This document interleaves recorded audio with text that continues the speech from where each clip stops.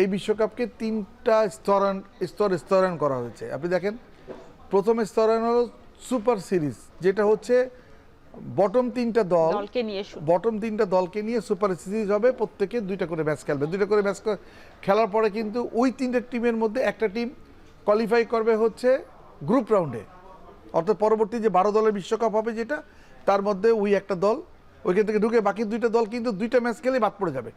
দেখেন এখানে কিন্তু তীব্র রিয়াকশন আসছে। আপনি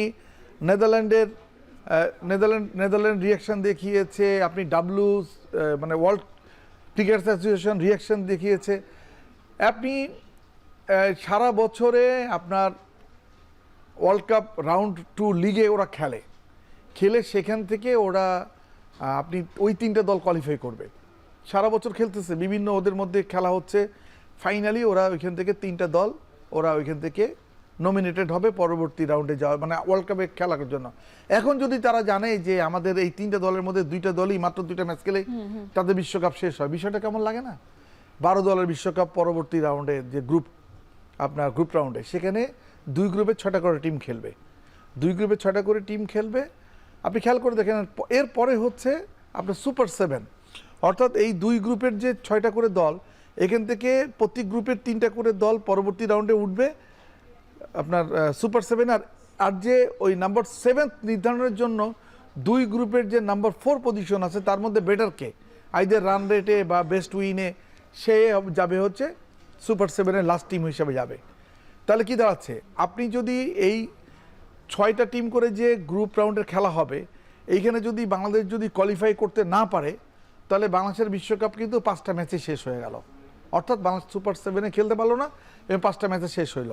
অর্থাৎ খেলার সংখ্যা কিন্তু বেশি পাচ্ছি না আমরা।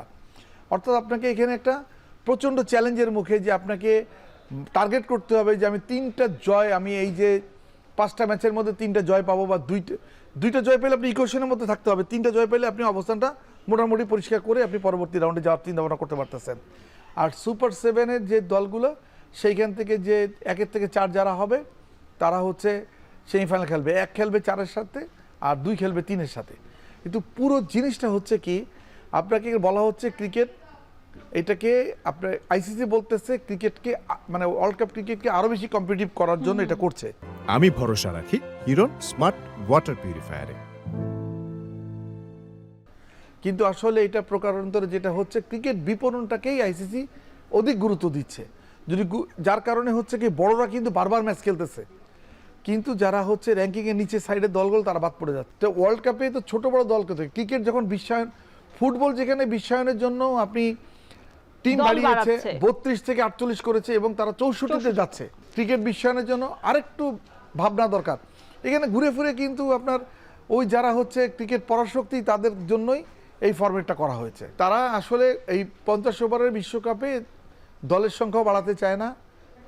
তারপরে আপনার এই জায়গাটা কম্পিটিশনের নামে তারা কয়টা টিমকে, আপনি খেয়াল করে দেখেন, ঘুরে ফিরে কিন্তু আমরা লাস্টে দেখলাম ইন্ডিয়া পাকিস্তানের একটা রাজনৈতিক টানা পড়ে আছে, কিন্তু এশিয়া কাপই বলেন বা ওয়ার্ল্ড কাপে বলেন, আপনি সব লেভেল, ইভেন এজ গ্রুপের ক্রিকেটে পর্যন্ত, মানে অনূর্ধ্ব 19 বিশ্বকাপে পর্যন্ত, বা নারী বিশ্বকাপ ক্রিকেটও কিন্তু তারা এমন একটা গ্রুপিং করে যেখানে ইন্ডিয়া ভারত একই গ্রুপে পড়বে। কারণ ওরা ধরে নেয় যে ইন্ডিয়া পাকিস্তানের খেলাটা একাধিকবার হবে, আগে হচ্ছে গ্রুপ রাউন্ডে হবে এবং পরবর্তীতে যখন উপরের রাউন্ডে যাবে সেইখানেও একটা হবে।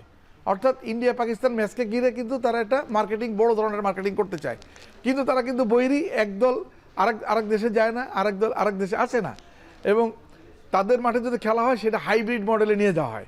তারপরও কিন্তু গ্রুপ রাউন্ডে এমনভাবে করা হয় এবং পরবর্তী রাউন্ডে এমন করা হয়, ইন্ডিয়া পাকিস্তান বারবার খেলে। আইসিসির এজিএমে এমন একটা সিদ্ধান্ত নেওয়া হলো যে আপনি কেউই প্রস্তুত ছিল না এখানে, যেহেতু তাদের ভোটিং রাইটস বেশি, ভোটিং রাইটসের জন্য সিংহভাগ আপনার কণ্ঠভোটে হ্যাঁ ধ্বনি দেওয়ার জন্য এটা পাস করে গেছে। কিন্তু আসলে এখানে বঞ্চিত করা হয়েছে যে আইসিসির যে আপনার যে অ্যাসোসিয়েট মেম্বাররা প্রচণ্ড ক্ষুব্ধ হয়েছে বিষয়টায়। আর আপনি যে ওয়ার্ল্ড ক্রিকেটার্স অ্যাসোসিয়েশনের যে স্টেটমেন্টটা, এই স্টেটমেন্টেই পরিষ্কার করে দিয়েছে যে আইসিসি কতটা একপেশে সিদ্ধান্ত নিয়েছে।